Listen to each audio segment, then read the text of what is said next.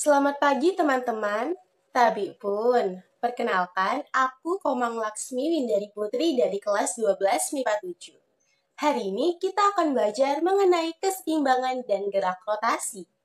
Namun sebelum belajar, alangkah baiknya kita untuk berdoa terlebih dahulu. Berdoa, mulai.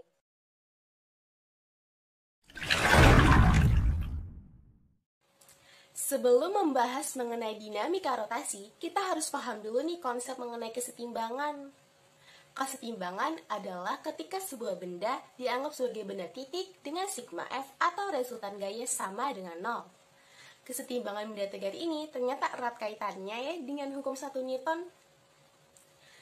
Namun, pada kesetimbangan benda tegar, kita akan menggunakan syarat momen torsi sama dengan 0. Lalu, apa itu dinamika rotasi? Dinamika rotasi adalah ilmu yang mempelajari mengenai pergerakan benda yang berputar pada titik tumpunya atau pada porosnya. Dinamika rotasi ini dipengaruhi oleh beberapa hal seperti massa, gaya, percepatan, kecepatan, torsi, dan lain-lain. Karena dinamika rotasi menggunakan konsep hukum 2 Newton, maka rumusnya adalah resultan gaya sama dengan massa dikali dengan percepatan.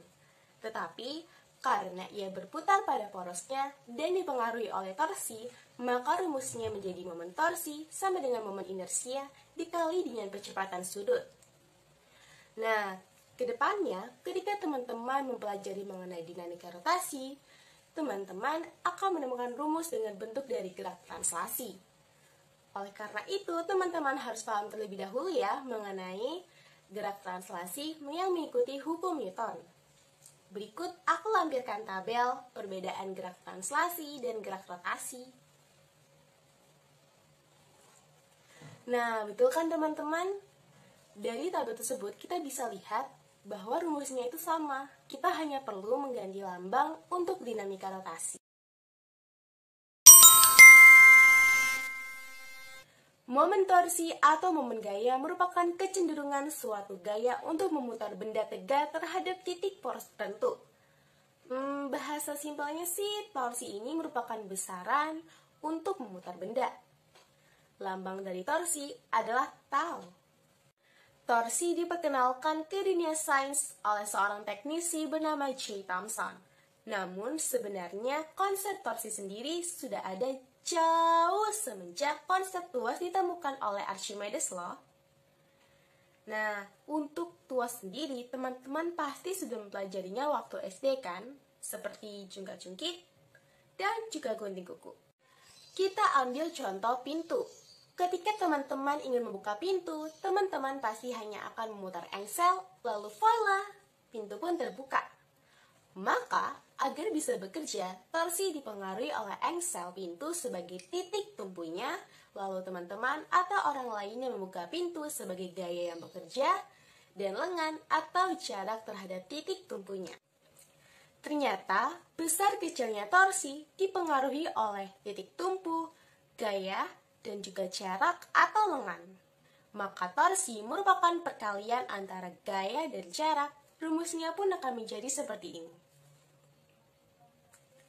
Oh ya teman-teman, ternyata torsi juga memiliki arah loh. Jadi kalau dia searah dengan jarum jam, maka dia akan bernilai positif.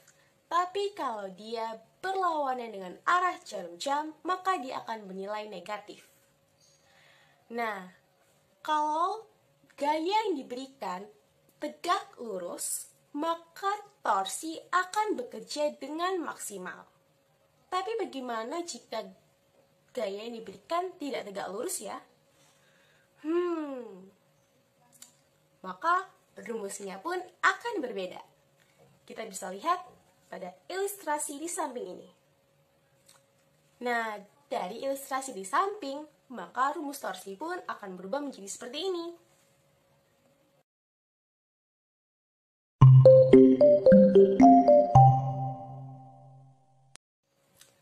Seperti yang sudah kita tahu sebelumnya, inersia adalah derajat kelembaman.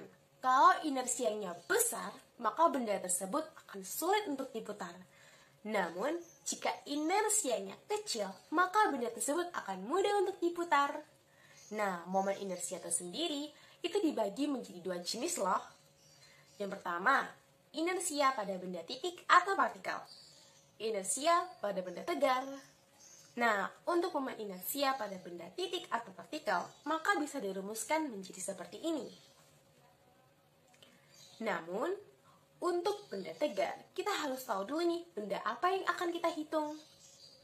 Benda tegar seperti apa sih yang dimaksud? Nah, seperti silinder berongga. Apa sih silinder berongga? Contohnya, jam dan juga batang. Nah, teman-teman bisa lihat nih rumus-rumusnya di sini. Seperti teman-teman tahu, kita bisa menentukan rumusnya apa jika kita tahu benda apa yang akan kita hitung momen inersianya. Jika kita sudah tahu, langsung saja masukkan rumusnya.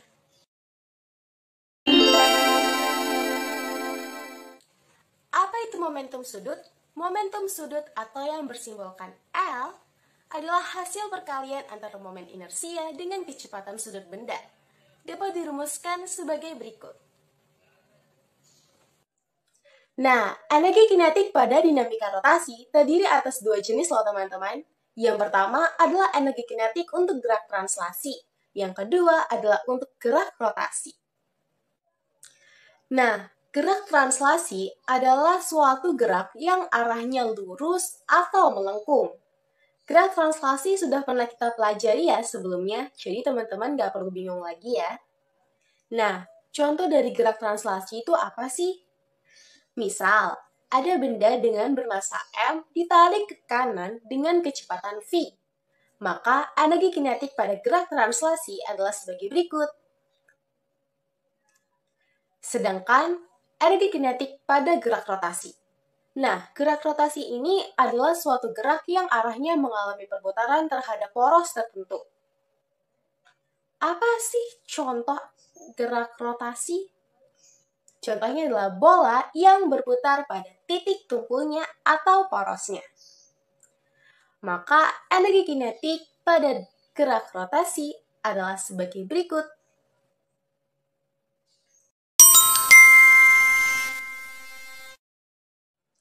Teman-teman, sekarang kita masuk ke contoh soal dan pembahasannya yuk, agar teman-teman lebih memahami materi dinamika rotasi ini. Contoh soal yang pertama. Sebuah bola pejal memiliki massa sebesar 10 kg dengan jari-jari sepanjang 1 meter dan kecepatan sudut sebesar pi radian per second. Tentukan energi kinetik pada bola pejal tersebut. Untuk pembahasan, inersia pada bola pejal itu menggunakan I sama dengan mr kuadrat. Dengan M adalah 10 kg, R atau jari-jari yaitu sebesar 1 meter, dan juga omeganya adalah pi radian per second.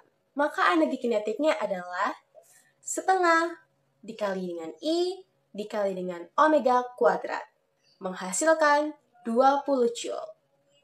Sekarang kita masuk soal yang kedua, yaitu sebuah silinder pejal diletakkan pada sebuah bidang datar yang kasar. Silinder pejal ini berdiameter 1 meter. Nah, silinder pejal ini didorong tepat pada pusat massanya dengan gaya sebesar 6 kali massa benda. Jika silinder pejal ini menggelinding tanpa selip, maka berapakah percepatan tangan sialnya? Catatannya, gaya dan massa persatuan satuan internasional. Baik, kita masuk ke pembahasan soal nomor 2 ya. Pertama, kita cari dulu gerak rotasinya. Dengan rumus, momen torsi sama dengan inersia dikali dengan percepatan dibagi dengan jari-jari. Kemudian, kita akan mendapatkan gaya geseknya sebesar 0,5 massa dikali percepatan. Lanjut, kita cari gerak translasinya. Dengan cara gaya dikurangi gaya gesek sama dengan massa dikali percepatan. Maka kita bisa menghasilkan percepatan sama dengan 4 meter per second kuadrat. Sekarang aku punya latihan soal nih teman-teman. Kalian kerjakan untuk lebih memahami secara mendalam materi dinamika rotasi ini ya. Teman-teman, sekarang kita masuk ke aplikasi dalam teknologi yuk. Nah, apa sih manfaat kesetimbangan dan dinamika rotasi pada kehidupan kita sehari-hari? Yang pertama adalah pintu rumah. Nah, pintu rumah ini menggunakan konsep momen gaya loh teman-teman. Gaya dorong yang kita berikan di ujung gagang pintu dan kemudian tegak lurus, maka pintu tersebut akan lebih mudah untuk dibuka. Yang kedua adalah memutar baut menggunakan kunci Inggris. Ini juga menggunakan konsep momen gaya loh teman-teman. Gaya yang diberikan di ujung batang kunci Inggris tersebut akan membuatnya lebih mudah diputar. Yang ketiga adalah seorang balerina yang berputar. Seorang balerina yang berputar ini menggunakan konsep momentum sudut, di mana nilainya tetap, namun balerina ini akan lebih sulit berputar jika dia membentangkan tangannya. Karena jika dia membentangkan tangannya, momen inersianya akan menjadi lebih besar, dan dia pun akan menjadi lebih sulit untuk berputar. Yang keempat adalah katrol yang berputar. Katrol yang berputar ini menggunakan konsep hukum Newton pada gerak translasi dan juga gerak rotasi. Dan yang terakhir adalah gasing. Gasing ini seperti sama dengan balerina yang berputar. Dia menggunakan konsep momentum sudut. Sekarang kita masuk ke bagian kesimpulan. Ketika kamu membuka pintu atau menutup pintu dengan menarik atau mendorong di bagian gagang pintu yang berjauhan dengan engsel pintu, maka pintu akan lebih mudah terbuka atau tertutup. Kenapa begitu? Karena letak engsel pintu atau porosnya berjauhan dengan letak gagang pintunya.